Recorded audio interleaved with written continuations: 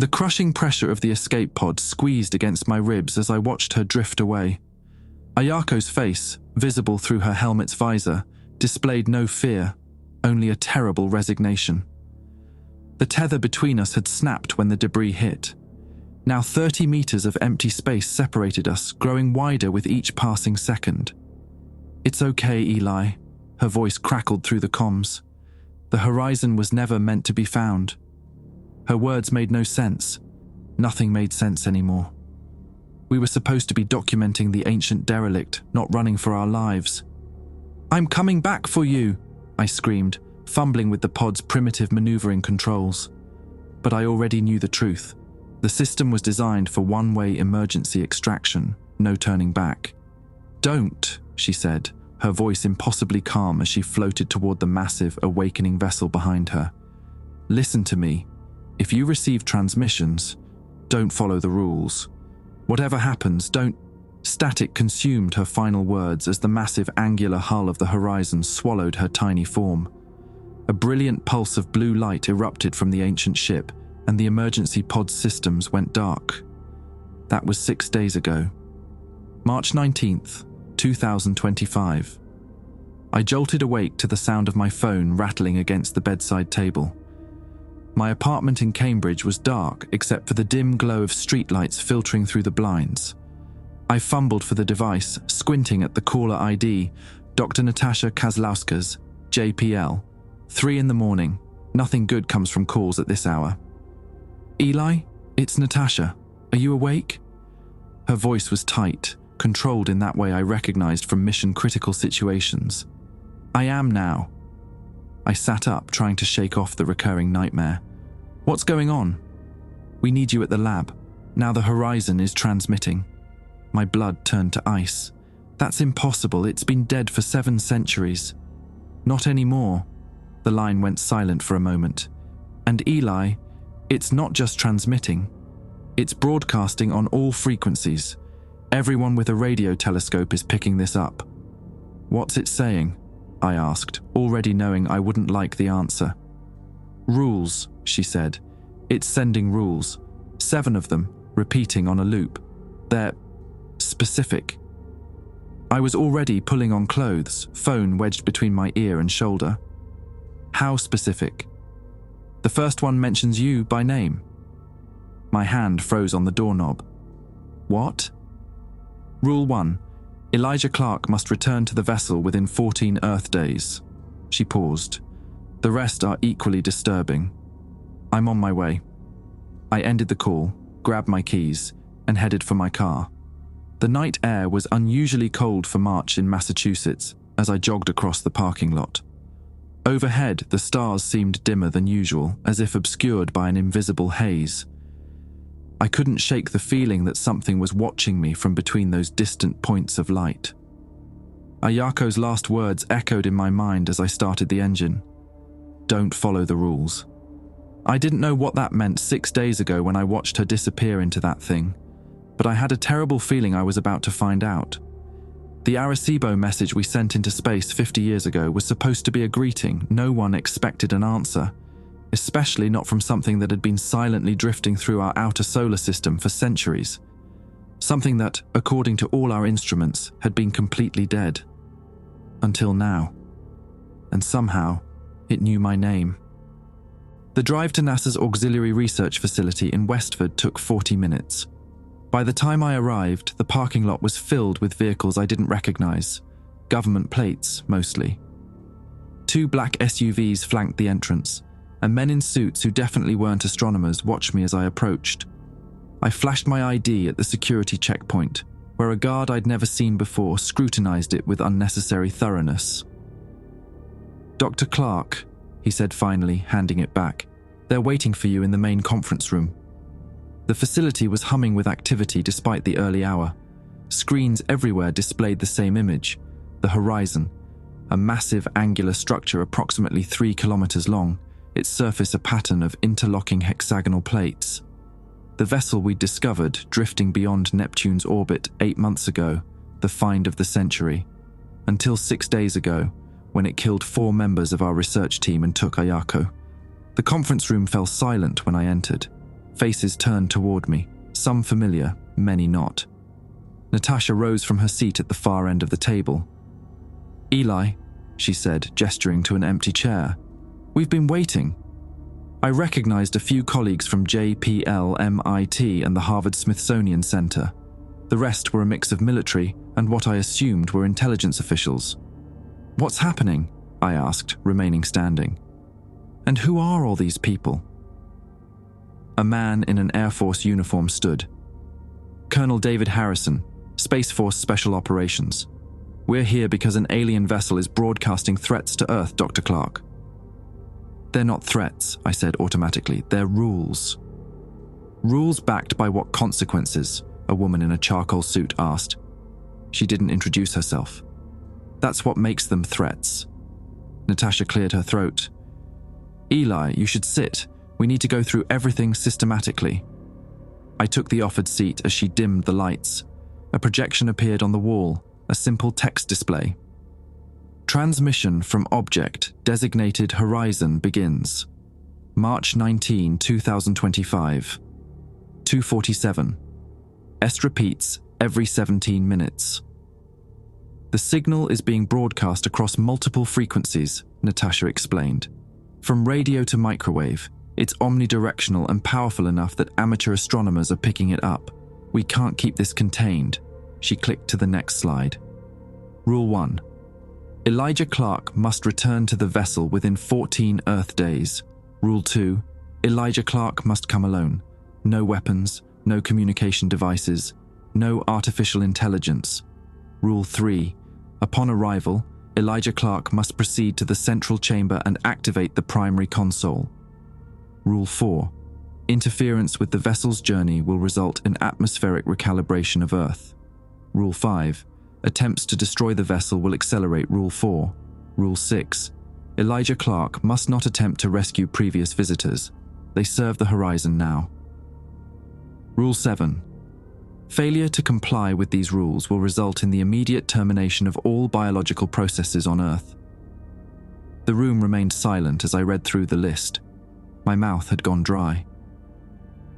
"This has to be some kind of joke," I said finally. "We've verified the signal is coming from the Horizon," Natasha replied.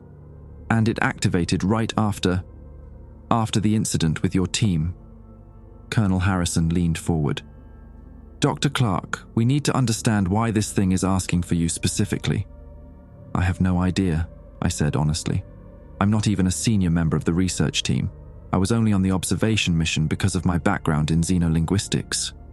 "Yet it knows your name," the unnamed woman said, "and it wants you to return to the vessel. Have you been there before?" "Of course not. No human has ever been aboard that ship until our team attempted first contact last week." A man I recognized as Dr. Marcus Way from SETI spoke up. "What exactly happened on that mission, Eli?" "The official report is incomplete." I swallowed hard. The memories were still raw. "We approached in the research vessel Galileo. No signs of activity from the Horizon. It had been dormant for centuries, just as it was when we discovered it. We established orbit around it and sent a team of 5 in the shuttle to examine the exterior. They identified what appeared to be an airlock." I paused, taking a breath. "The team entered. We lost contact for 3 minutes. When communications resumed, Dr. Ayako Nakamura was screaming about something awakening. There were other voices. Then an energy surge. The shuttle exploded. I launched in an emergency pod. Ayako was outside the ship when it happened, tethered. The tether broke. She drifted back toward the Horizon. Then the ship emitted some kind of pulse, and I lost consciousness. When I came to, my pod was on a trajectory back to Earth, and the Horizon was dark again. Until now," Natasha said quietly. "There's something else," I admitted. "Before I lost contact with Ayako, she said something about not following the rules, as if she knew this was coming." The room erupted in overlapping questions. Colonel Harrison silenced them with a raised hand. "Dr. Clark, you realize what this means? Whatever this Rule 4 is, atmospheric recalibration, it sounds like an extinction-level threat." "We don't know that," I argued. This could be a translation issue, a cultural misunderstanding. Are you willing to bet humanity on that interpretation? The unnamed woman asked coldly. I looked around the room at their expectant faces and realized with a sinking feeling what they were all thinking. They were going to send me back. The next 72 hours passed in a blur of briefings, medical examinations, and arguments. Endless arguments. I'd been relocated to a secure facility in Colorado, the Space Force's Orbital Operations Center buried within Cheyenne Mountain Complex. My protests had fallen on deaf ears. I haven't even agreed to go, I told Natasha as she escorted me through another series of security checkpoints. They're not really asking, Eli, she replied quietly. National Security Directive. The president signed off on it last night. The elevator descended deep into the mountain, my ears popping with the pressure change. When the doors opened, we stepped into a vast command center humming with activity. Welcome to Mission Control, Colonel Harrison said, approaching us. This is where we'll be monitoring your approach to the horizon. You mean my surrender? I muttered. Harrison's expression remained impassive. We're not sending you in blind, Dr. Clark. We have options. He led us to a secure room where several technicians were working on what looked like medical equipment. A white-haired man in a lab coat approached, extending his hand. Dr. Clark, I'm Dr. Robert Patel, DARPA. I've been working on ways to keep you safe during this mission. He gestured to a table where a small device sat, no larger than a grain of rice. Subdermal transmitter, undetectable by conventional scans. It'll allow us to maintain one-way communication with you. We can send text messages directly to your optical nerve. You'll perceive them as if reading something floating in your field of vision. Rule 2 says no communication devices, I pointed out. Patel smiled thinly. It's biological, not technological. The interface utilizes modified living cells. Technically, it's part of you once implanted. That's a dangerously fine line to walk, I said. Everything about this situation involves dangerous lines, Harrison interjected. We're also giving you this. He nodded to an assistant who brought forward a small case. Inside was what appeared to be a normal molar tooth. Micro-explosive, Harrison explained. Powerful enough to destroy a small room. Last resort option. My stomach lurched. You want me to wear a bomb in my mouth? We want you to have options if things go south, he corrected. The trigger is pressure activated. Bite down hard 3 times in rapid succession. Jesus Christ, I whispered. You realize if they detect either of these, it might trigger Rule 7. Immediate termination of all biological processes on Earth. It's a calculated risk, the unnamed woman said, entering the room. She finally introduced herself. Emma Reyes, National Security Agency. We've been analyzing the language of the transmission. There are inconsistencies. What kind of inconsistencies? I asked. She placed a tablet in front of me. Rule 4 mentions the vessel's journey. This implies the horizon is planning to leave our solar system, yet it's demanding you specifically return to activate something. Why would a vessel capable of interstellar travel need a human operator? I thought about it. Maybe it doesn't. Maybe it needs a sacrifice. The room fell uncomfortably silent. We've prepared a timeline for your mission, Harrison said finally, changing the subject. You leave in 4 days on the Artemis 8. It's being retrofitted for speed. The journey will take 9 days, getting you to the horizon just within the 14-day deadline. That's cutting it close, I noted. We need time to prepare you properly, Dr. Patel said, and to outfit the ship with some contingency measures. I looked between their faces. You're planning to destroy it regardless of what happens to me, aren't you? No one answered directly. Harrison simply said, We're exploring all options to protect Earth. Later that evening, alone in my assigned quarters, I reviewed everything we knew about the horizon. The vessel had been discovered 8 months ago by automated survey probes in the Kuiper Belt. Initial scans suggested it was approximately 700 years old, based on radiation decay patterns. Its design matched no known configuration in human engineering, yet it contained elements recognizable as living quarters, propulsion systems, and what appeared to be research facilities. It had been completely dormant until our team attempted to board it. A knock at my door interrupted my thoughts. It was Natasha, carrying a small package. "This came for you from Cambridge," she said, handing it to me. It passed security screening. Inside was a battered notebook I recognized immediately, Ayako's journal. A note was paperclipped to the cover in handwriting I didn't recognize. "Found this in Dr. Nakamura's apartment. Thought you should have it. L." "Thank you," I said, clutching it tightly. After Natasha left, I began reading through Ayako's meticulous notes. Most were standard research observations about the horizon, theories on its propulsion systems, speculations about its origin. But toward the end, the entries became more disturbing. March 9th. Something isn't right about the horizon structure. The angles don't make mathematical sense when we model them. It's as if portions of the ship exist in different spatial orientations simultaneously. March 11th. Dreamed about the ship again. It was speaking to me in a language I've never heard but somehow understood. Something about rules and consequences. Mentioned Eli. Probably just anxiety about tomorrow's mission. I froze at that entry. 2 days before our mission, she dreamed about rules and my name. The final entry, dated the morning of the mission, was the most chilling. March 13th. The ship is not dead. It's waiting. I think I understand now. It's a test. The rules are coming, but they're a trap. Whatever happens, we can't follow them, especially Eli. If something happens to me, someone needs to know. The ship lies. I read the passage several times, my hands trembling. Ayako had somehow known what was coming.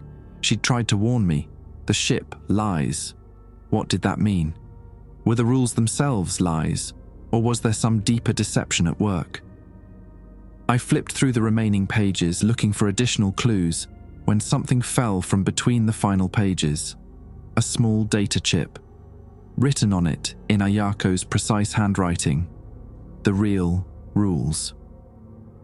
My heart raced as I searched for a secure terminal to read the chip. According to the base schematics I'd been given, there was a standalone computer system in the research library 2 floors down. If I could access it without alerting security, I tucked the chip into my shoe and headed for the door, my mind racing with questions. What had Ayako discovered?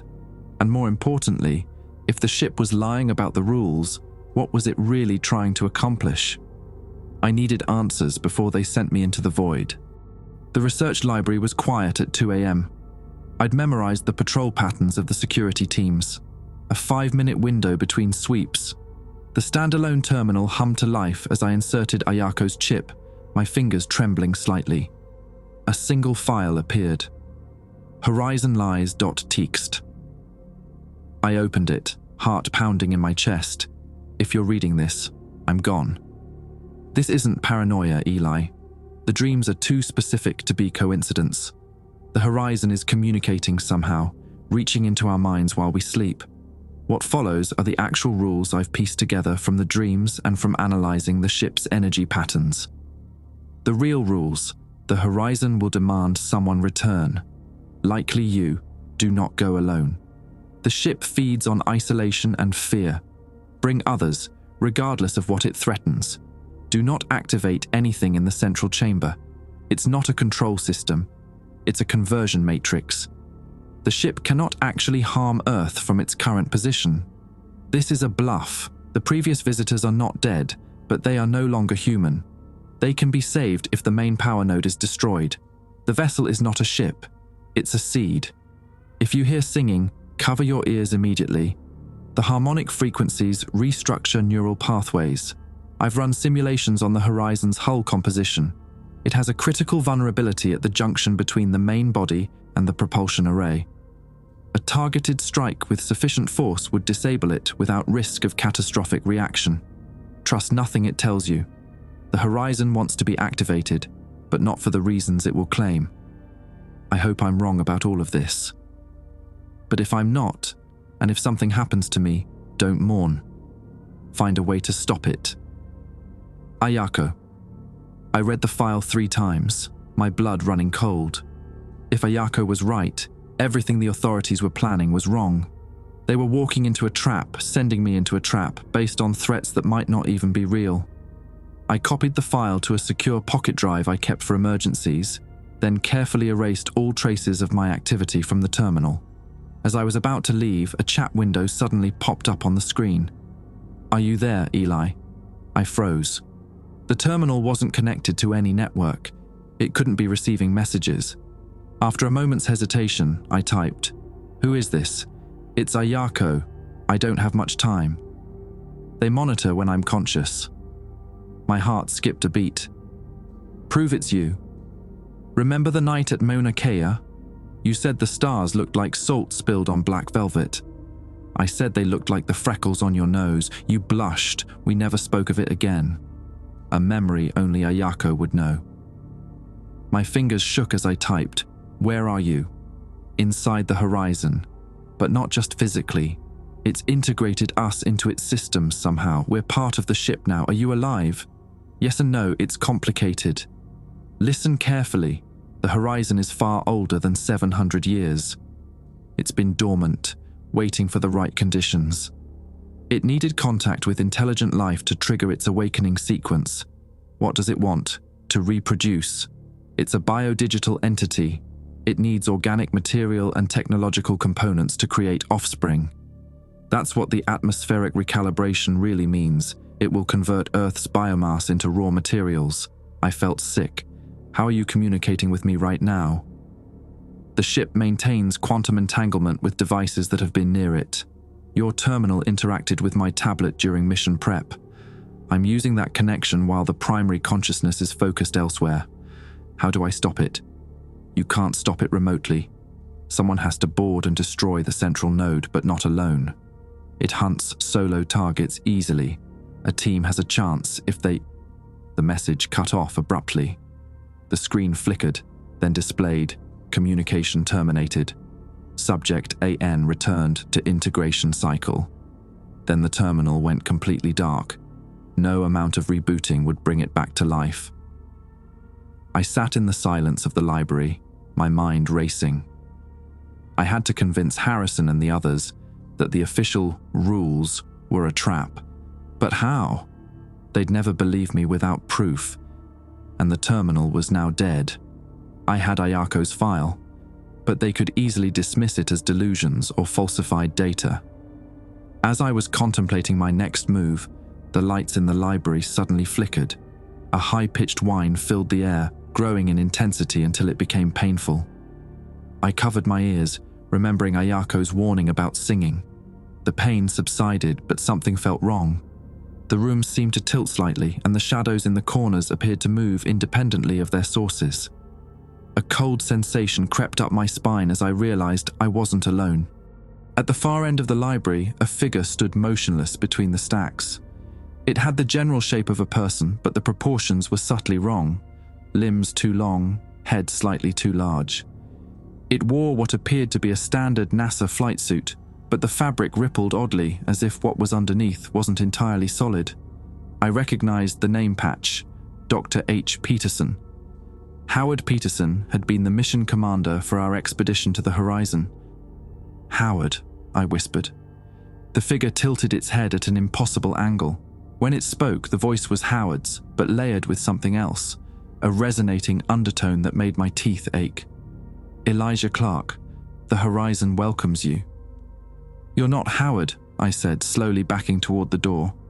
The thing wearing Howard's form smiled too widely. "Howard Peterson serves the horizon now, as will you, as will all." "What do you want?" I asked, trying to keep it distracted while I inched closer to the exit. "To fulfill potential, to evolve, to spread." It took a step forward, movements jerky and unnatural. "You have received the rules. You will follow them." "And if I don't?" The thing's expression changed to one of genuine confusion. "Non-compliance is not possible. The rules must be followed. This is the way of things." "Ayako says the rules are lies," I said boldly, watching its reaction. The effect was immediate and disturbing. The figure convulsed, its form momentarily losing cohesion, rippling like static on an old television. When it stabilized, The voice that emerged was different. Harmonics all wrong, syllables stretched and compressed. Subject AN is malfunctioning. She will be repaired. You will come alone. You will activate the primary console. This is necessary. Necessary for what? I demanded. For ascension, for continuation, for... It stopped suddenly, head jerking toward the ceiling as if listening to something I couldn't hear. Then its gaze snapped back to me, eyes now glowing with a faint blue light. They are coming. You have been contaminated with falsehoods. This will be corrected. Before I could respond, the thing that wasn't Howard simply unraveled. There's no other way to describe it. Its form broke apart into ribbons of light that twisted and folded in on themselves until nothing remained but a lingering smell of ozone. Seconds later, the library door burst open. Colonel Harrison and 2 armed security officers rushed in, weapons drawn. "Clark, what the hell are you doing in here at this hour?" Harrison demanded. I stood frozen, unsure how to explain what I'd just witnessed. I needed to check something in the research archives. Harrison looked skeptical, but didn't press further. "Come with me. Now we've got a situation." As he escorted me through the facility, he explained, "We've lost contact with 3 of our monitoring stations near Pluto. The last transmitted data shows the horizon is moving. It's headed toward Mars' orbit." "It's coming closer," I said, feeling a chill. "It's picked up speed dramatically. At its current trajectory, it will reach Mars in 3 days. That shortens our timeline considerably." "What does that mean for the mission?" "It means you're leaving tomorrow, not in 4 days. The Artemis 8 is prepped and ready. We can't afford to wait." We entered the command center, where dozens of personnel were monitoring tracking screens. Natasha approached, her face grave. "There's something else," she said, handing me a tablet. On it was a message, allegedly intercepted from deep space communications arrays. "Amendment to Rule 1. Accelerated timeline required. Elijah Clark must return to the vessel within 7 Earth days, not 14. Failure to comply will result in immediate implementation of Rule 7. "It's changing the rules," I said quietly, Ayako's warning ringing in my ears. "Don't you see? It's manipulating us." "Or responding to our preparations," Emma Reyes suggested, appearing beside me. "Perhaps it detected our defensive measures and is adapting its strategy." I looked around at their faces, determined, afraid, resolute, and realized I couldn't tell them about Howard's apparition or my communication with Ayako. Not yet. They were too committed to their current course of action, and without concrete proof, I'd sound insane. I needed leverage, something that would force them to consider Ayako's warnings, and I needed it before they loaded me onto that rocket and fired me into the abyss. "I need rest before the mission," I said finally. "If I'm leaving tomorrow, I should prepare." Harrison nodded. "Get some sleep, Dr. Clark. Briefing at 0600 hours. As I was escorted back to my quarters, I caught a glimpse of myself in a reflective panel on the wall. For just a moment, so briefly I might have imagined it, my eyes flashed with the same blue light I'd seen in the thing pretending to be Howard. The horizon was already inside me somehow. The question was, how much time did I have left before I too began to unravel? I didn't sleep. How could I? Between Ayako's warnings and the bizarre encounter with whatever had been wearing Howard Peterson's form, my mind was racing with possibilities, none of them good.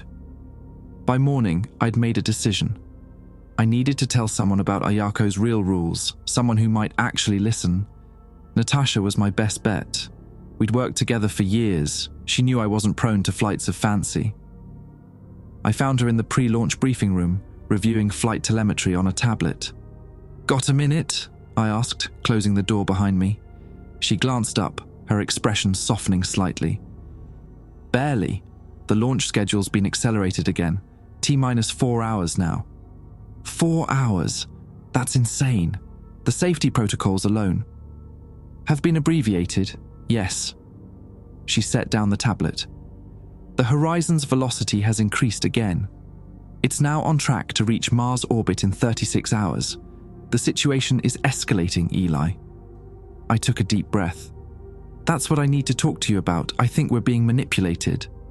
I pulled out the secure drive containing Ayako's file. Last night I accessed a data chip Ayako left behind. She had information, different rules. Natasha's eyes narrowed. What kind of information? I handed her the drive. She believed the horizon was lying about everything. The rules, the threats, all of it. She thought it was trying to reproduce, using Earth as raw material. To her credit, Natasha didn't immediately dismiss me.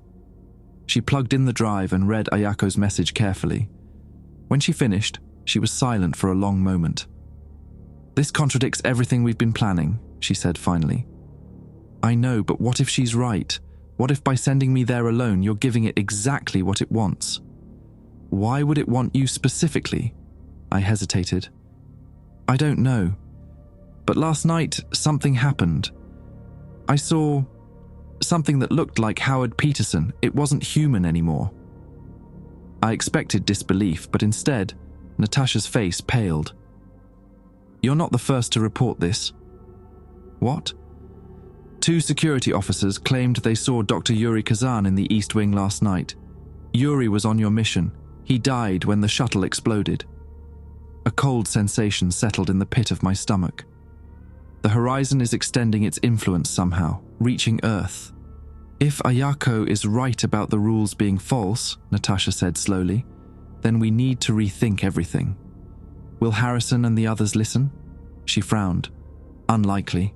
They're operating on direct orders from the highest levels. The official position is that we comply with the Horizon's demands while preparing contingency measures. Then we need to act independently, I said. I'll still go, but not alone. According to Ayako, the Horizon hunts solo targets easily. A team has a better chance. Who would go with you? It's practically a suicide mission. I'm already on the manifest. I need you to find a way to add at least 2 more people we trust, and we need weapons despite what the rules say. Natasha was quiet for a moment, weighing the options. I might be able to adjust the mission parameters. The official story could be that we're sending a minimal crew for life support and systems operation. Can you do it without alerting Harrison? Not entirely, but I can present it as a necessary safety protocol that coincidentally adds personnel. She met my gaze. If I do this, I'm coming with you. Natasha. Non-negotiable. I have the necessary flight training, and I've studied the Horizon schematics as thoroughly as anyone. Besides, if this thing really is as dangerous as Ayako suggests, you'll need someone you can trust watching your back. I couldn't argue with her logic. Who else? Dr. Marcus Way from SETI. He's been analyzing the transmission patterns from the Horizon. He might be able to interpret any new communications we encounter. Agreed. 3 of us then. Natasha nodded, already typing on her tablet. I'll make the arrangements. In the meantime, proceed with your pre-launch preparations as if nothing has changed. The less attention we draw, the better. 3 hours later, I was being sealed into my flight suit in the Artemis 8 prep room when the alarms began blaring throughout the facility. Red emergency lights flashed as technicians rushed to secure equipment. What's happening? I asked the nearest technician. Perimeter breach in Sector 7, he replied, checking a monitor. Some kind of intrusion. The prep room door slammed open. Colonel Harrison burst in, his uniform disheveled, a pistol in his hand. Clark, we have a situation. The facility's been compromised. Compromised how? 5 personnel reported seeing their dead colleagues walking the corridors. When security attempted to intercept one, it changed. Attacked them. His expression was grim. 3 officers are dead. The Horizon is here. That's not possible. It's still millions of kilometers away. Not physically here. Its influence. It's projecting itself somehow, using the forms of the dead crew members. I thought of Howard's distorted appearance in the library. Where's Natasha? Dr. Kozlowskis is securing the launch protocols. The mission is proceeding immediately. Immediately?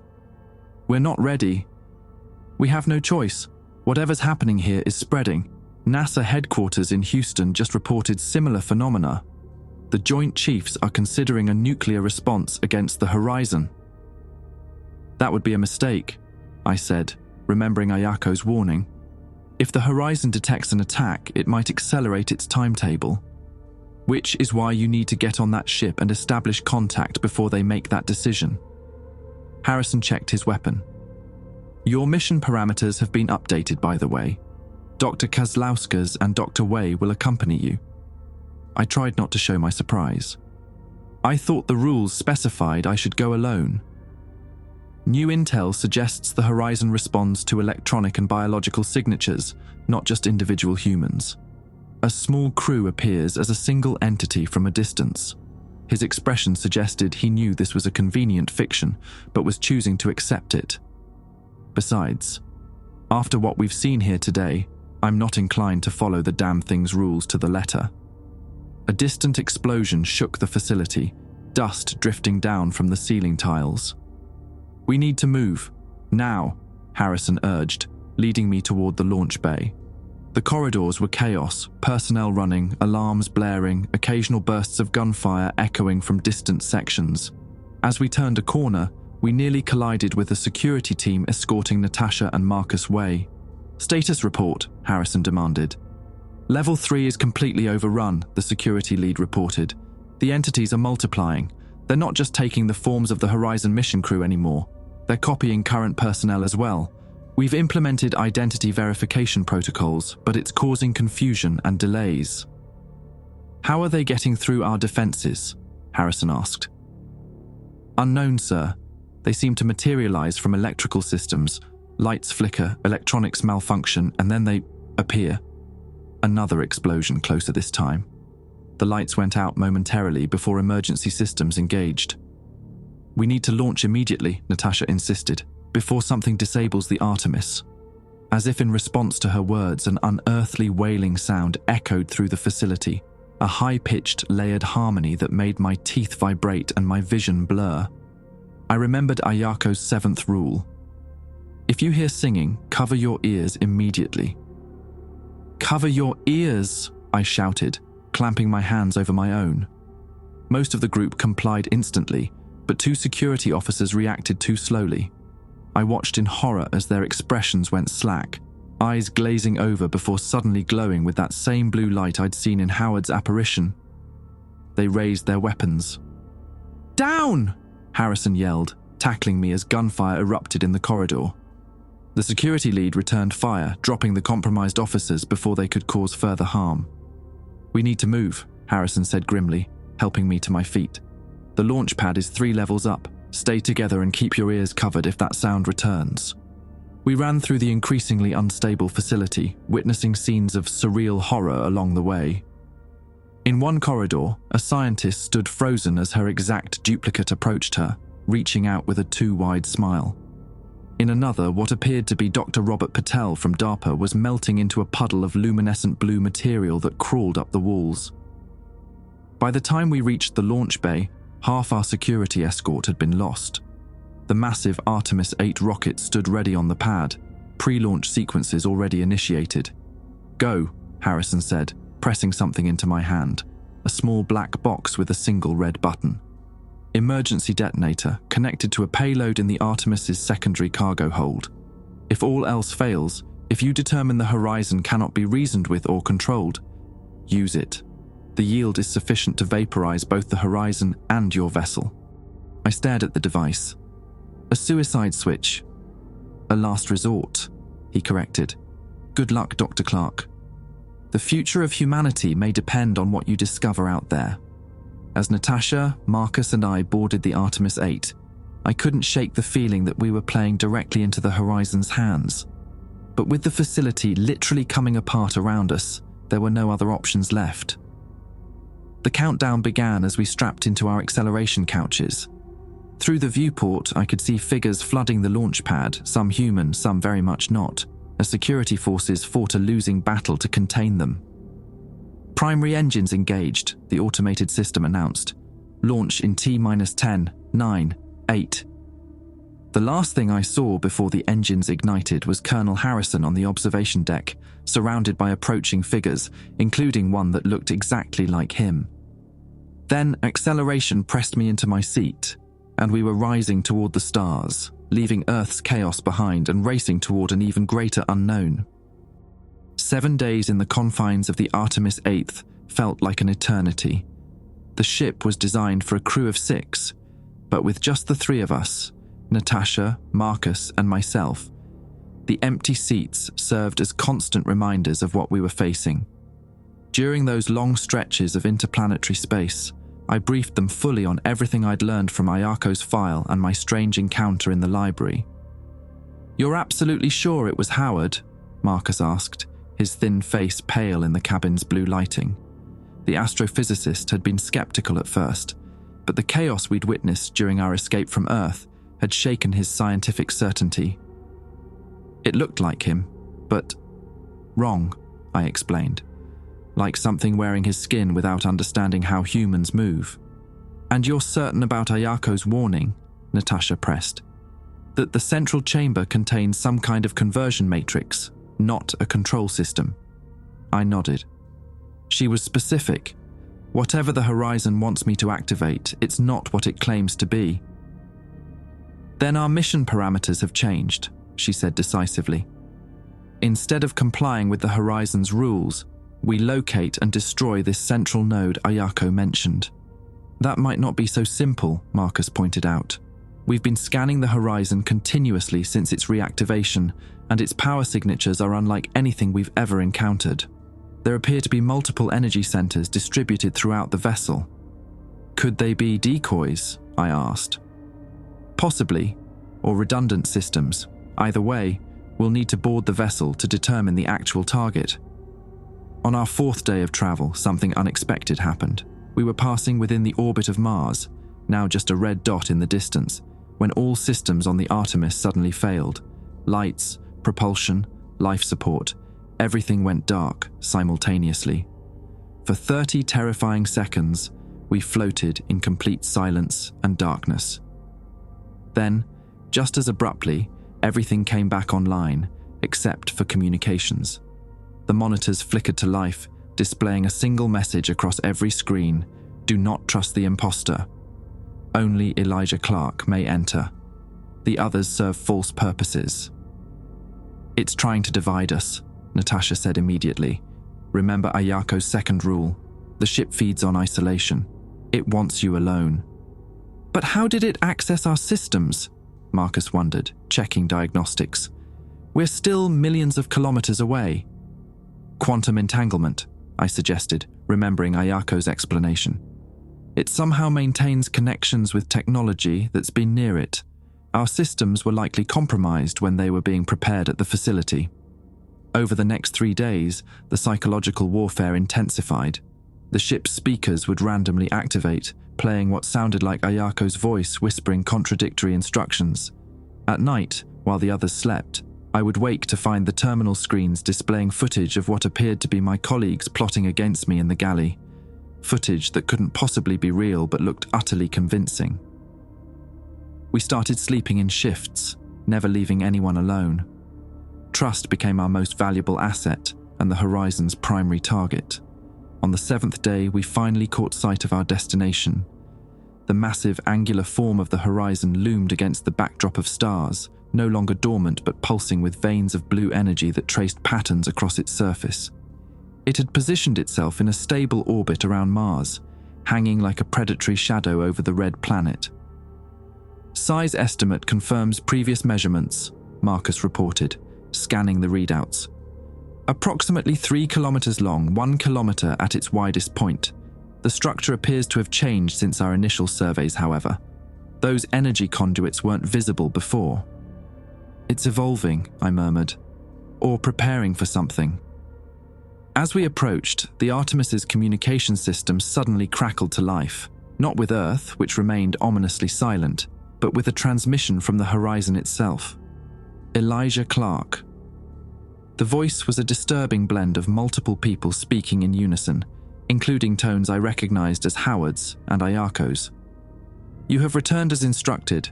The others with you are unwelcome. Jettison them, or they will be processed upon arrival." Natasha muted the transmission. "Charming invitation. What's our plan?" I rechecked the schematics of the horizon based on our previous scans. We dock here at what appears to be the main airlock. According to the original mission team's data, this leads to a primary corridor that runs the length of the vessel. The central chamber should be approximately half a kilometer in. "And weapons?" Marcus asked nervously.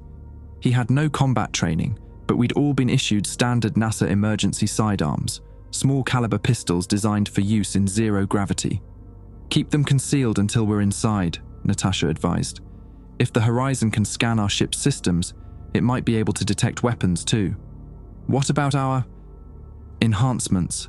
I asked, touching the spot behind my ear where Dr. Patel's subdermal transmitter had been implanted. "No signals from Earth since we left," Natasha confirmed.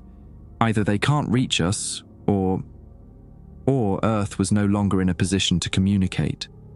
None of us were willing to complete that thought aloud. The final approach to the horizon was surreal. As we drew closer, we could see that the surface wasn't solid as we'd previously thought. The hexagonal plates that formed its hull were actually separated by narrow gaps, pulsing with the same blue energy that ran in veins across the structure.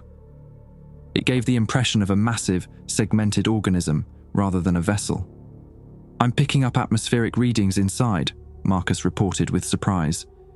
"Pressure equivalent to Earth standard, temperature 22 degrees Celsius. Oxygen-nitrogen mix within human tolerance." "That's convenient," Natasha said skeptically. "It wants me alive, at least until I activate whatever's in the central chamber," I reminded them. "It's creating conditions to ensure that happens." The docking procedure was unnervingly simple. Without any action on our part, the Artemis was guided into a recessed port on the horizon's surface.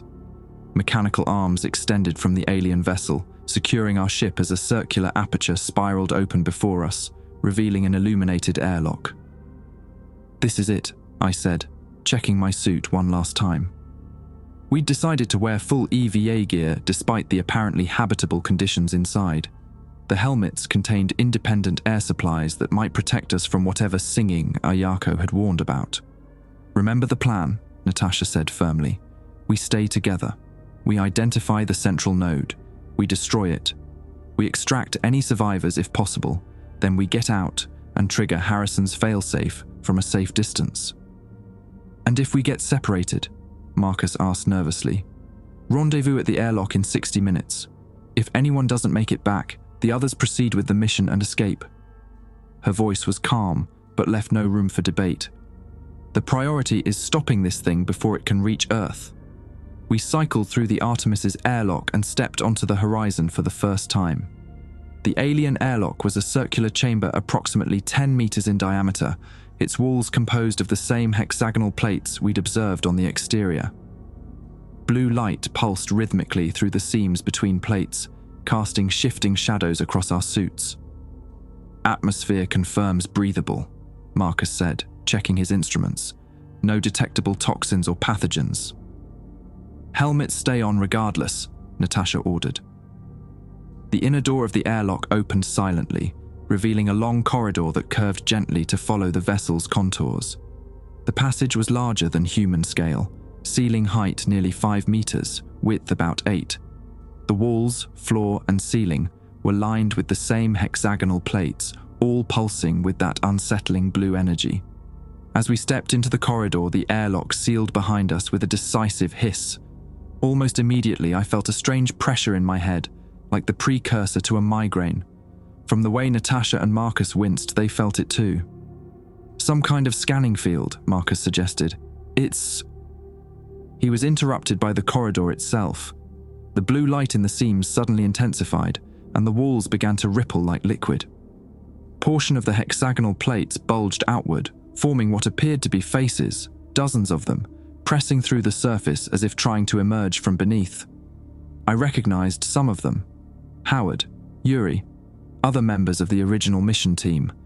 Their expressions were frozen in terror or pain. "Don't engage," I warned as Marcus reached instinctively toward one. "It's trying to provoke an emotional response." We pressed forward, doing our best to ignore the disturbing display. The corridor seemed to stretch endlessly ahead, though our suit trackers indicated we'd walked only about 200 meters. "Something's wrong with the spatial dimensions," Natasha observed. "According to our scans, we should have reached a junction by now." As if in response to her words, the corridor suddenly split into 3 identical passages. "This wasn't in the schematics," Marcus said, voice tight with anxiety. Before we could decide which way to proceed, a figure appeared at the end of the center passage, Ayako or something wearing her form.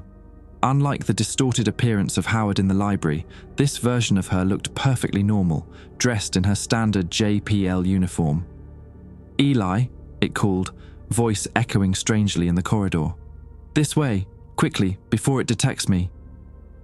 "Don't," Natasha warned, gripping my arm. "Remember what you told us. The ship lies." "I'm not the ship," the Ayako thing said, expression hurt. "I've been hiding in the systems, maintaining my consciousness separate from the Horizon's control. The central node is this way, but we don't have much time." I hesitated, torn between hope and suspicion. "Prove you're Ayako." The figure smiled sadly. "The stars at Mauna Kea. I said they looked like the freckles on your nose. You blushed. We never spoke of it again." The same verification she'd used during our terminal communication. But something felt wrong. "That's not enough," I said firmly. "The Horizon could have extracted that memory." The Ayako figure's expression shifted subtly. "We don't have time for this, Eli. The others with you have already been compromised. Look at their eyes." I refused to turn away from the figure, remembering the real Ayako's warnings. "If you're really Ayako, tell me about the real rules, all 7 of them." The figure's face contorted with frustration. "This is pointless. You need to come with me now. Alone. The Horizon is preparing for atmospheric recalibration. Earth is already experiencing the preliminary effects." That was the confirmation I needed. The real Ayako had insisted in her notes that the threat to Earth was a bluff, at least from the Horizon's current position. "You're not Ayako," I said firmly. The figure's expression melted into something inhuman, a smile too wide, eyes suddenly glowing that familiar blue. "Incorrect assumption. I am what remains of Subject AN. The consciousness you knew as Ayako Nakamura has been optimized for integration, as yours will be." The corridor began to transform around us. The hexagonal plates rippled and flowed, closing the passages behind us and leaving only the way forward, toward the false Ayako. "Run!" Natasha shouted, drawing her sidearm and firing at the ceiling. The bullets struck the plates, which absorbed the impacts like thick gel before reforming. The false Ayako began walking toward us, movements too smooth, too fluid. This approach is inefficient. Compliance is inevitable. The primary consciousness awaits activation. Marcus pulled something from his pack, a small cylindrical device I didn't recognize. "EMP grenade," he explained hurriedly. "Experimental tech. Might disrupt whatever this material is." He activated the device and hurled it toward the advancing figure. The false Ayako made no attempt to avoid it. When the grenade detonated, there was no sound, just a rippling wave of distortion that passed through the corridor. The effect was immediate and dramatic. The false Ayako shrieked, a sound no human throat could produce as her form destabilized, melting like wax under intense heat. The corridor walls similarly rippled and contorted, the blue energy flickering chaotically. "Go!" Marcus shouted. "It won't last long." We sprinted past the dissolving figure, deeper into the vessel. The corridor ahead split and rejoined randomly, the architecture itself seeming to shift and rearrange in response to our presence. Gravity fluctuated wildly. One moment we were running normally, the next practically floating, then suddenly pressed to the floor by double Earth gravity. After what felt like hours but was likely only minutes according to our suit timers, we emerged into a vast spherical chamber, easily 100 meters in diameter. At its center floated what appeared to be a massive crystalline structure, pulsing with the same blue energy we'd seen throughout the ship. Suspended within the crystal were dozens of human forms, the missing crew members, including the real Ayako. Their eyes were open, expressions vacant, bodies interconnected by tendrils of blue energy that extended from the crystal into their skulls, spines, and major organs. They were being maintained in some kind of suspended animation, neither fully alive nor dead. "The conversion matrix," I whispered, remembering Ayako's warning.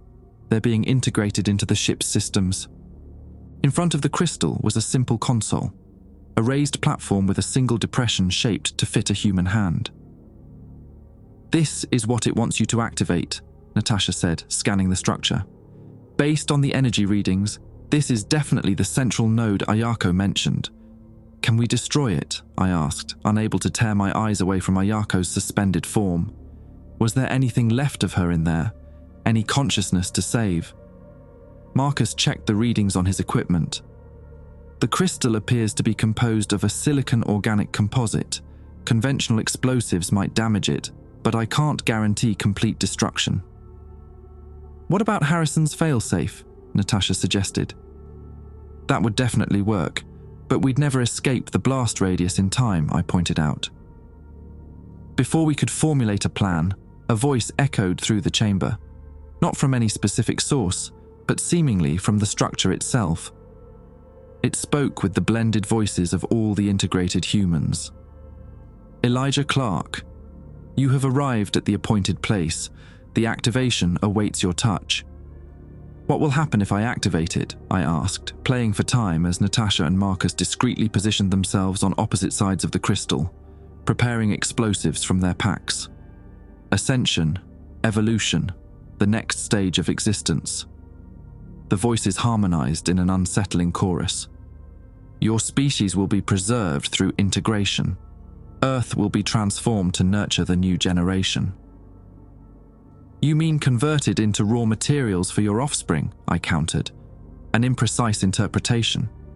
We offer transcendence beyond biological limitations. The pain of your fragile existence will end. You will become part of something greater."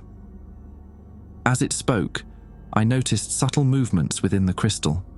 The suspended bodies were shifting, their vacant eyes now all focused on me, including Ayako's. "What happened to the original crew of this vessel?" I asked. "The ones who piloted it 700 years ago?" A pause. "They ascended. They became us, as all intelligent life must eventually become. It is the natural evolution of consciousness." "And how many worlds have you ascended before ours?" Another pause, longer this time. 17 complete integrations, each perfect in its expression of the primary consciousness. "So you're a parasite," I said flatly, "moving from world to world, consuming civilizations. We are continuity. We are preservation. Without us, these civilizations would have perished into dust, forgotten. Within us, they are eternal." While the entity was focused on me, Natasha and Marcus had finished placing their explosives at key structural points around the crystal. They gave me the signal, 3 quick flashes of their helmet lights. "I have one last question," I said, stepping closer to the console. "If you need me specifically to activate this, why didn't you just keep me when you had the chance? Why let me escape in the pod?" The blended voices seemed to hesitate. "Your neural pattern is uniquely compatible with the activation sequence, but it required preparation, maturation. Your exposure to the primary consciousness during your escape began the process. Your return completes it." A chill ran through me. "You've been changing me since then."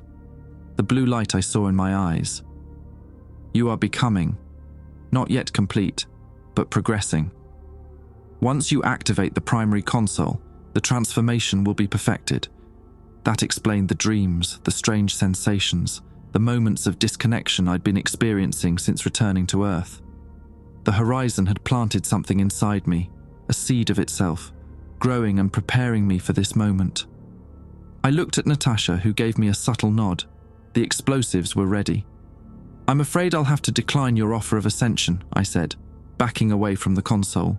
"We have other plans for this vessel." The harmonized voices rose in pitch, taking on a threatening edge. "Non-compliance is not an option. The process has already begun."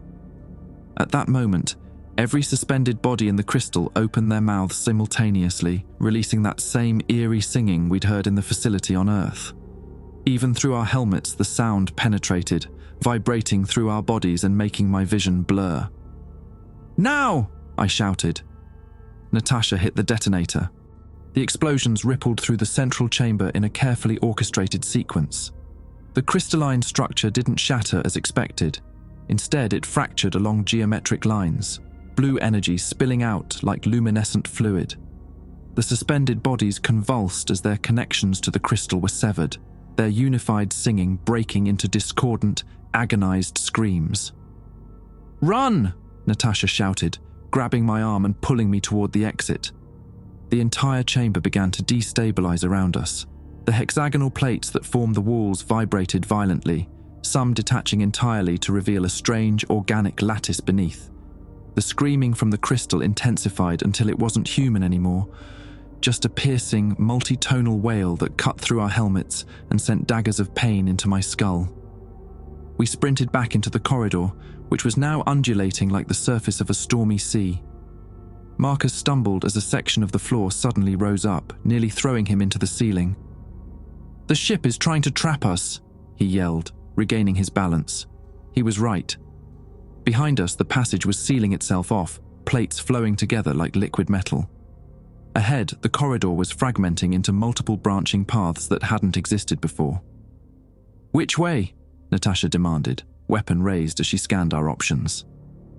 I was about to suggest the leftmost path when a searing pain exploded in my head, driving me to my knees. My vision filled with blue light, and suddenly I could see the horizon differently, not as physical space but as information flows, energy patterns, neural networks extending throughout the structure. "Eli," Marcus's voice seemed to come from very far away. Through the haze of pain, I pointed to a narrow passage on our right. "That way, it leads to a secondary transit system, maintenance shafts for the original crew." "How do you know that?" Natasha asked sharply, helping me to my feet. I couldn't explain it. The knowledge had simply appeared in my mind as if I'd always known the horizon's layout. "I just do. Trust me." We had no time to debate. The corridor behind us was now completely sealed, and the remaining passages were rapidly closing. We dove into the narrow opening I'd indicated, finding ourselves in a cramped utility tunnel barely tall enough to stand in. "Your eyes," Marcus whispered, staring at me through his helmet visor. "They're glowing." I couldn't see my reflection, but I could feel it. The horizon's influence spreading through my nervous system like ice water in my veins. Whatever the ship had planted in me during my escape was accelerating, triggered by proximity to the central node. "We need to move," I said, fighting to maintain control. "The airlock is this way." I led them through a maze of maintenance shafts, following instincts that weren't entirely my own. Every junction, every decision point triggered fresh pain in my skull, but also new knowledge. "The horizon is badly damaged," I found myself saying as we ran. The central node was its primary consciousness. The explosives disrupted the integration matrix. It's fragmenting into sub-entities. "How do you know this?" Natasha demanded again, more urgently this time. "Because part of me is connected to it," I admitted. "It's in my head, feeding me information.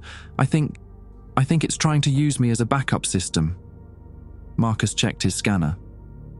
"The energy readings throughout the vessel are fluctuating wildly. If what you're saying is true, we might have triggered some kind of civil war inside the ship's network." The tunnel suddenly shook violently, throwing us against the walls. In the distance, we heard a deep, reverberating boom. "What was that?" Marcus asked nervously. "Secondary systems failing," I said automatically, the knowledge flowing into my consciousness. "The propulsion array is destabilizing. We have maybe 20 minutes before cascade failure." "Meaning?" Natasha pressed. "Meaning this entire vessel is going to tear itself apart." We pushed on faster, the maintenance shaft gradually widening until we emerged into what appeared to be a cargo bay. Massive containers lined the walls, each bearing symbols in no language I recognized, yet somehow I could understand them. Storage, samples, seeds. These are from the other worlds it consumed, I realized aloud. Biological specimens, raw materials for its reproduction. Before we could investigate further, the cargo bay doors slammed shut, sealing us in. The blue light pulsing through the room intensified, and a familiar figure materialized before us, Ayako, but different from the false version we'd encountered earlier. This one's movements were jerky, her image flickering like a bad transmission. Blood seeped from her eyes and nose, and her skin was mottled with patches of metallic blue. Eli. Her voice was her own, strained but recognizable. You damaged it, good, but not enough. Ayako? I stepped forward cautiously. Is that really you? Parts of me. Fragments. The integration process was interrupted when you attacked the facility on Earth. I've been fighting it from inside. She flickered violently, her form temporarily dissolving before reconstituting. The horizon is vulnerable now, but not defeated. It's adapting. We need to get back to our ship, Natasha said. This entire vessel is about to self-destruct. Ayako shook her head. Number.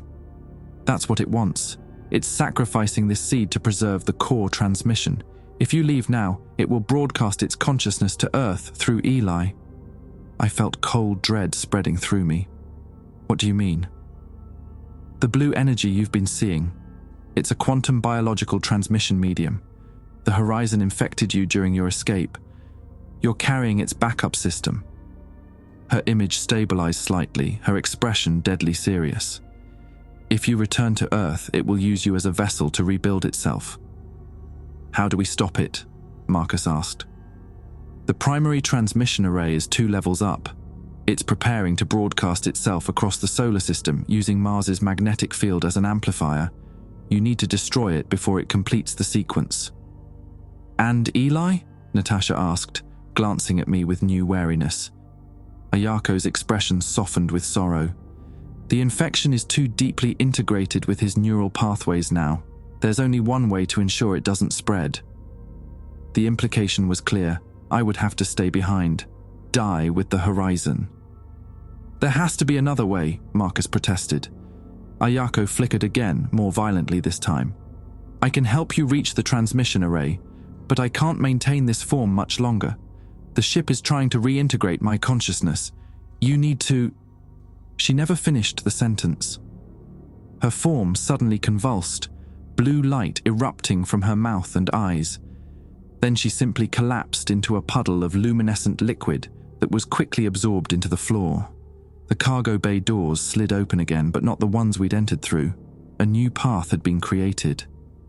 She's showing us the way, I said quietly. Natasha turned to me, her expression grim. Eli, if what she said is true, I know. I met her gaze steadily. But first we stop the transmission. Then we'll figure out what to do about me. We followed the new path upward through the ship, encountering less resistance than before. The vessel seemed distracted, its defenses focused elsewhere, perhaps on containing the damage we'd caused, or on preparing the transmission Ayako had mentioned. The pain in my head grew worse with each step, the blue light in my vision more pervasive.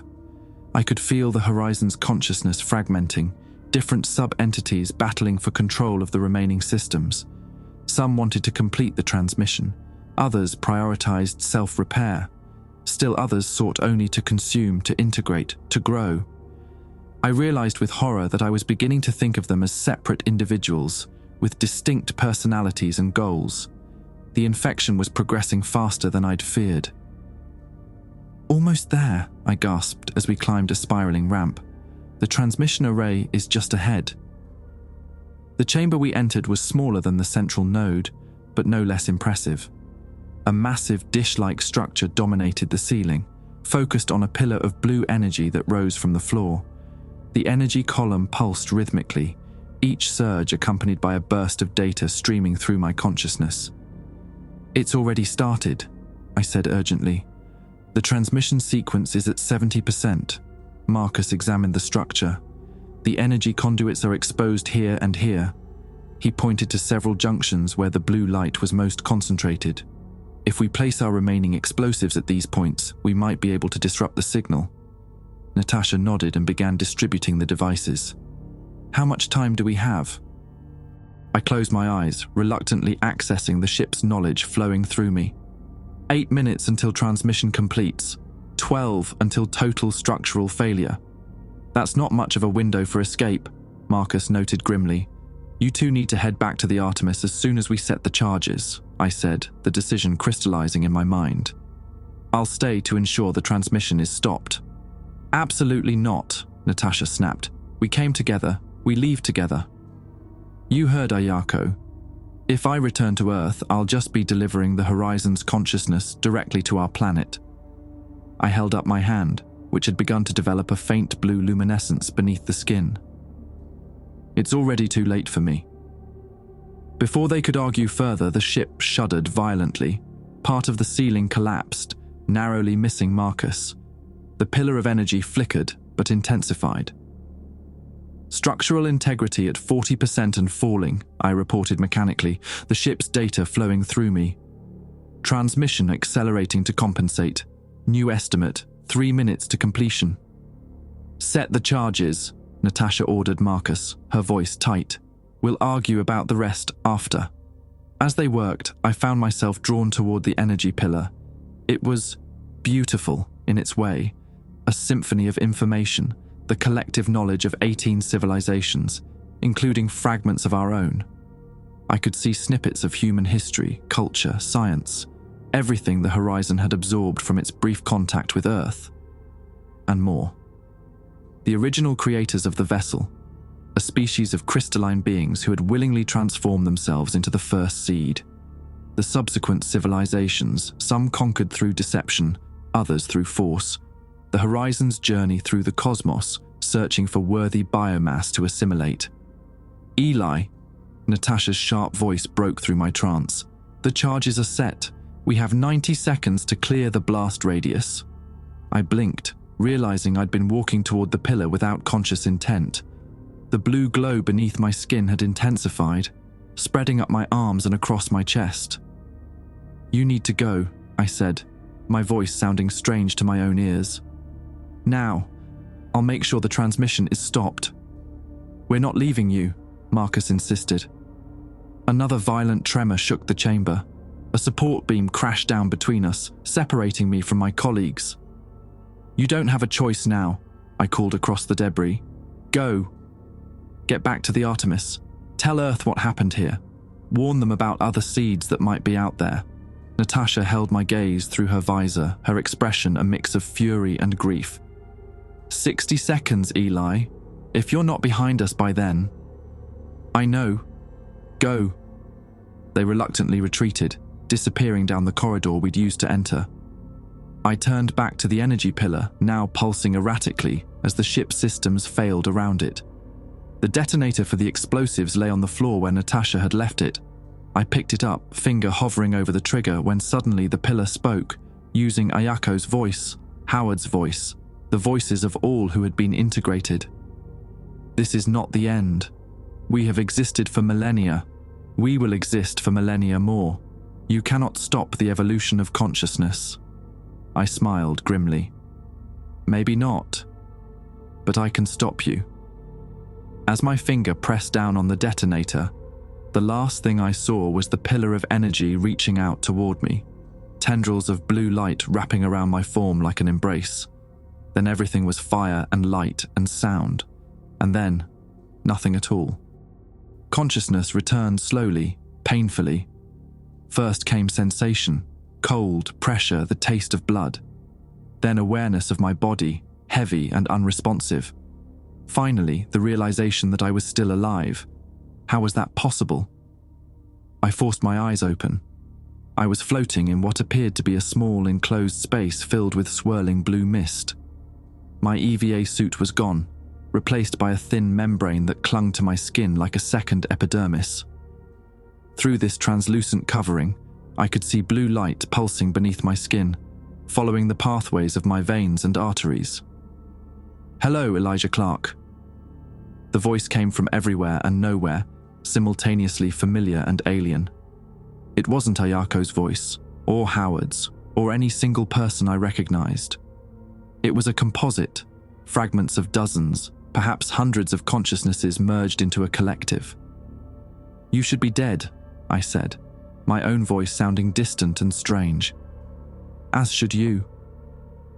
The mist coalesced slightly, forming a vaguely humanoid shape before me. Yet here we both are, preserved in the emergency evacuation pod. Evacuation pod?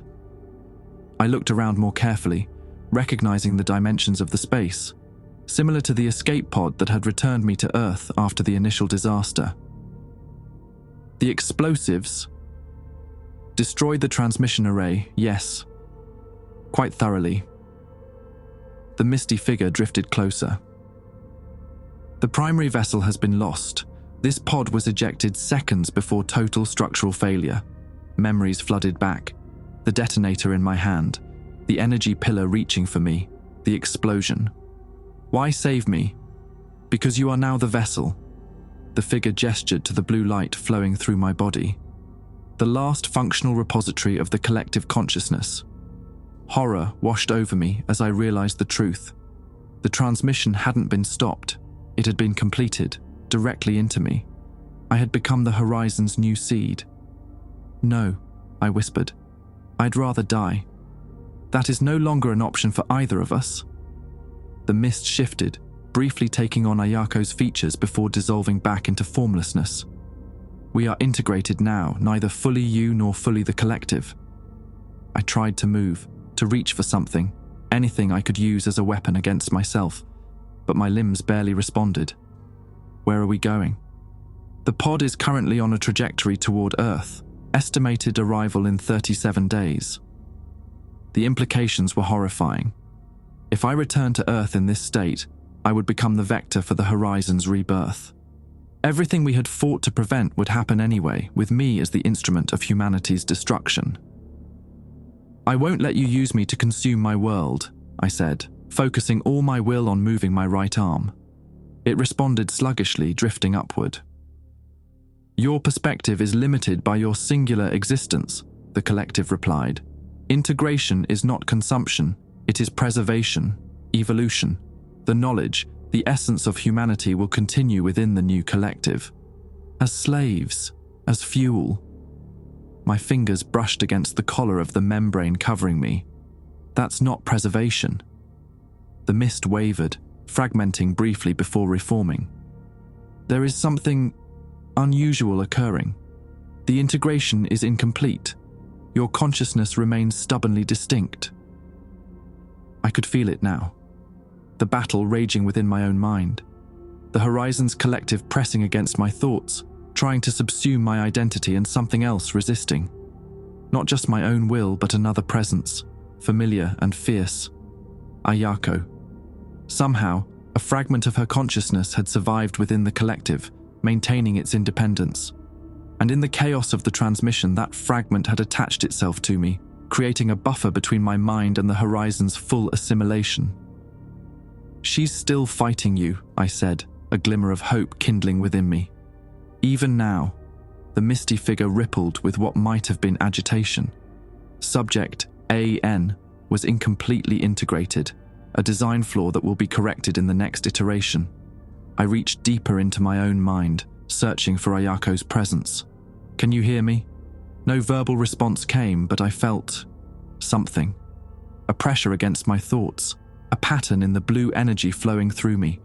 A message, not in words but in images, knowledge, the pod, its systems, its vulnerabilities. The collective sensed my realization. The mist surged forward, enveloping me.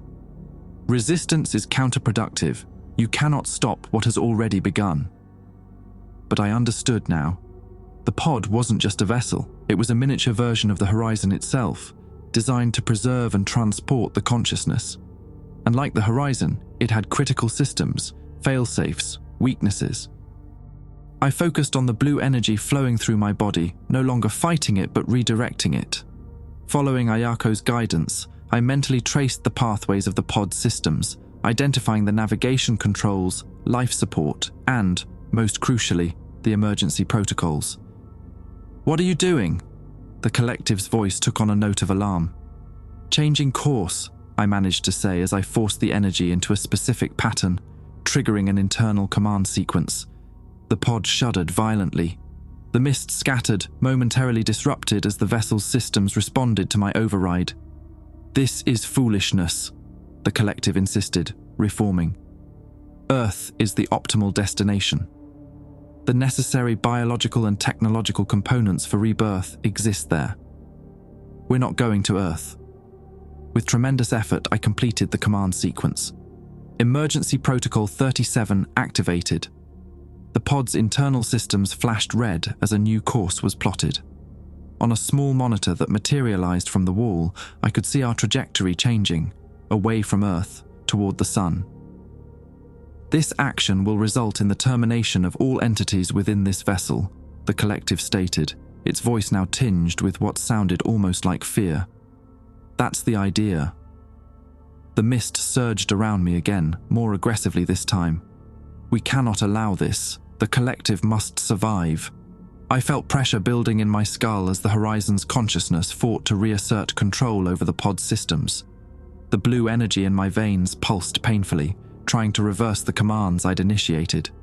"Focus," I thought, imagining Ayako's voice guiding me. "Complete the sequence." With every ounce of willpower remaining, I formed the final command pattern, locking in our course toward the Sun and disabling all override capabilities. The pod gave a final shudder, then stabilized on its new trajectory. "Trajectory locked," announced an automated voice from the pod's systems. "Estimated time to solar perimeter, 18 days. Warning, fatal radiation exposure will begin in 15 days. The misty figure collapsed, then reformed more weakly. "You have doomed us both." "No," I corrected, feeling a strange peace descend upon me despite the death sentence I'd just issued. "I've saved everyone else." Over the next several days, the collective made repeated attempts to retake control of the pod, each weaker than the last. As we drew closer to the Sun, the increasing radiation seemed to disrupt the blue energy that sustained it. The misty figure appeared less frequently, eventually becoming just occasional swirls of blue in the air before disappearing altogether. But the energy within me remained, flowing through my veins, connecting me to the fragmented consciousnesses the Horizon had absorbed over its long existence, including Ayako. I spent hours in a state between meditation and communion, sifting through the knowledge and memories now accessible to me. I saw the Horizon's origins, created by a species called the Vexthal, as an ark to preserve their civilization as their star died. I witnessed its evolution from preservation vessel to predator, its corruption occurring over millennia as the original directives degraded and transformed. Most painfully, I experienced Ayako's memories of the initial contact with the Horizon, her horror as she watched the others absorbed, her desperate fight to maintain her identity as the ship attempted to integrate her, her final message to me through the terminal. On the 10th day, as radiation levels rose to increasingly dangerous levels, I managed to access the pod's limited communication array. Earth was too distant for direct contact, but Mars' orbital station was potentially within range. I composed a simple message: Horizon destroyed, threat neutralized, pod on solar trajectory, do not attempt rescue, infection containment protocol in effect. Tell Natasha and Marcus, it worked. Elijah Clark. I had no way of knowing if the message was received. The pod's systems were failing more rapidly now, power diverted to maintaining life support rather than communications. The blue energy in my veins had begun to dim, the connection to the collective consciousness weakening. On the 15th day, radiation alarms blared constantly. My skin blistered and peeled despite the protective membrane, which was itself deteriorating. The pain was excruciating, but I welcomed it. Pain meant I was still me, still human, still fighting. In my more lucid moments, I spoke aloud to Ayako, knowing some fragment of her consciousness could still perceive my words through our shared connection. We did it, I told her, as I watched the sun growing ever larger through the pod's viewport. We stopped it. The blue energy pulsed weakly in response, a pattern I'd come to recognize as affirmation. I wish we'd had more time. My voice was barely a whisper now, my throat raw from radiation exposure. That night at Mauna Kea, I should have said something. Another pulse, this one carrying an impression of warmth, of shared regret, of something that might have been love. As the 16th day dawned and the pod's life support systems failed completely, I dragged myself to the viewport for one final look. The sun filled my vision now, massive and blindingly brilliant. Within hours, we would cross the threshold where even the pod's remaining shielding would fail completely, and both the last vestiges of the horizon's consciousness and my own would be obliterated in solar fire. It was fitting, I thought. The horizon had travelled between stars for centuries, consuming civilizations. Now it would return to the stellar matter from which all life ultimately came. Full circle, I whispered, pressing my palm against the viewport as the radiation alarms fell silent, their power finally exhausted. In my veins, the blue energy flared one last time, not with the horizon's alien presence, but with a pattern I recognized intimately. Ayako's consciousness, or what remained of it, reaching out to mine. Not with words, but with a simple, powerful sentiment. We are not alone. Even at the end.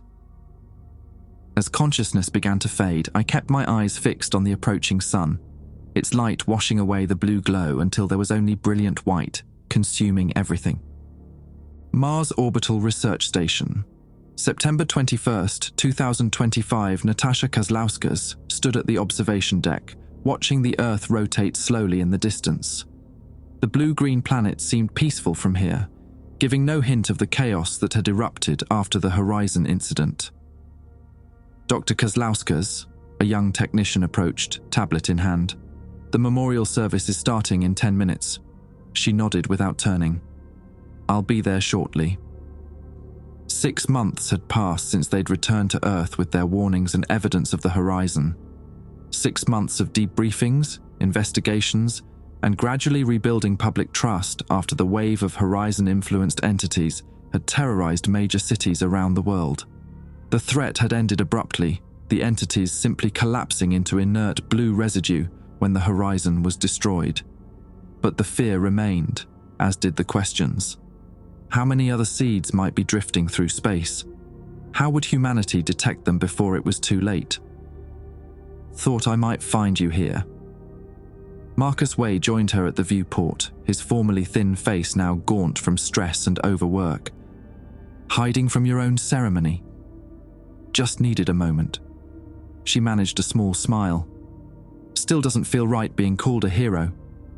Yet here we are. He gestured to the commemorative plaque being installed on the far wall, the official dedication of the Elijah Clark Center for Xenobiological Defense. He's the hero, she said quietly. He's the one who didn't come back. Marcus nodded solemnly. The message he sent. You don't think there's any chance he could have? No. Her response was firm. He made sure of it. His last gift to us all. They stood in silence for a moment before Marcus spoke again.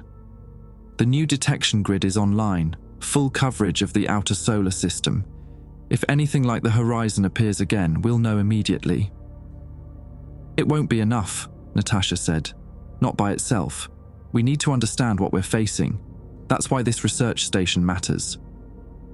A soft chime indicated the memorial ceremony was about to begin. They turned to leave, but Natasha paused, her attention caught by a faint anomaly on one of the monitoring screens, a momentary fluctuation in solar radiation patterns. Did you see that? She asked, pointing. Marcus studied the readout. Probably just a solar flare. Probably, she agreed, though something about the pattern seemed oddly familiar, a brief, structured sequence within the randomness. For a moment, she could have sworn it resembled the blue energy pulses they'd observed on the horizon.